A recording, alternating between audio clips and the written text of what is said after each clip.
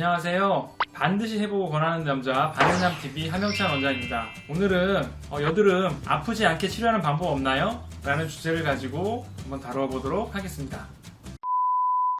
여드름이 이제 올라오면 자기도 모르게 손이 가기도 하고 짜고 싶은 욕구가 많이들 생기실 텐데요. 집에서 함부로 이제 손을 대거나 특히 염증이 그냥 단순히 부진이 아닌 녹보성으로 커졌는데 자꾸 손을 대시게 되는 경우, 여드름의 경우 흉터가 남는다든지 착색이 남는다든지 이런 그 염증 후에 생기는 그런 문제들로 인해서 나중에 치료하는데도 뭐 기간도 오래 걸리고 많은 비용이 들으실 수가 있거든요. 그래서 집에서 이제 건드리시는 것보단 이거 그냥 놔두면 잘 안 낫겠다 싶은 경우는 병원에 빨리 와서 치료를 받는 것이 훨씬 더 도움이 되실 거고 궁극적으로도 비용도 적게 드실 겁니다.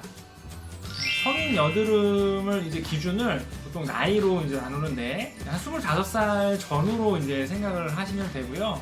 어렸을 때 보통 경험하는 사춘기 때, 중고등학교 때가 보통 되죠. 그 경험하는 그런 여드름의 경우는 얼굴 전체적으로 이렇게 나기도 하지만 대부분 이제 이마 쪽에서 좀 많이 시작을 해요. 뭔가 얼굴 위쪽에서 시작을 해서 좀 이렇게 내려오는 양상을 좀 띈다고 하면, 성인 여드름 같은 경우 25세가 넘어서 생기는 경우는 입 주변이라든지 턱 라인에 주로 이제 계속 이제 올라오는 경우들이 많아서 이제 그런 경우에 또 병원에 많이 오시게 되거든요. 사춘기 여드름보다는 성인 여드름이 좀 나중에 발병한다고 생각하시면 이해가 좀 쉬우시고요. 성인 여드름의 경우는 치료를 하더라도 좀 재발이 좀 잘 생기는 경향이 있어서 그런 좀 차이가 있다고 생각하시면 좋을 것 같습니다.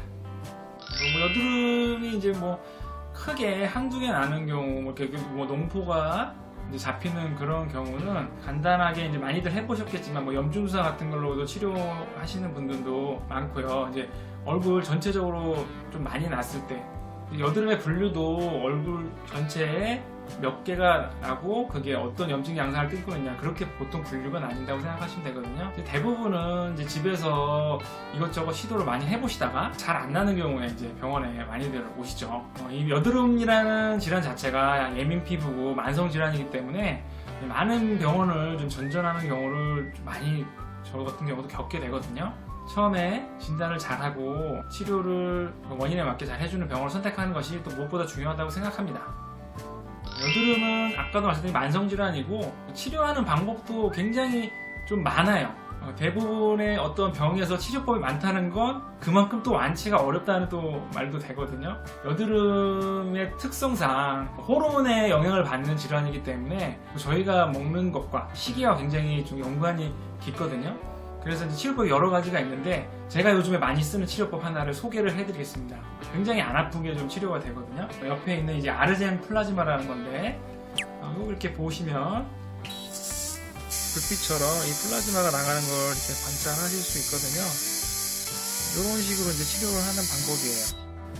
레이저처럼 이렇게 불빛이 나가기 때문에 통증이 있지 않나 싶으신데 생각보다 해보면 통증은 그렇게 심하지 않고 시술자에 따라서 조금 조절을 하면 거의 통증 없이 치료가 가능하시거든요. 이것과 또 저희는 이제 LDM이라고 초음파를 이용한 또 방법과 또 유셀이라는 미세 전류를 통한 그런 피부 재생시키는 방법을 통해서 여드름 치료를 최대한 좀 안 아프게 좀 도와드리고 있거든요.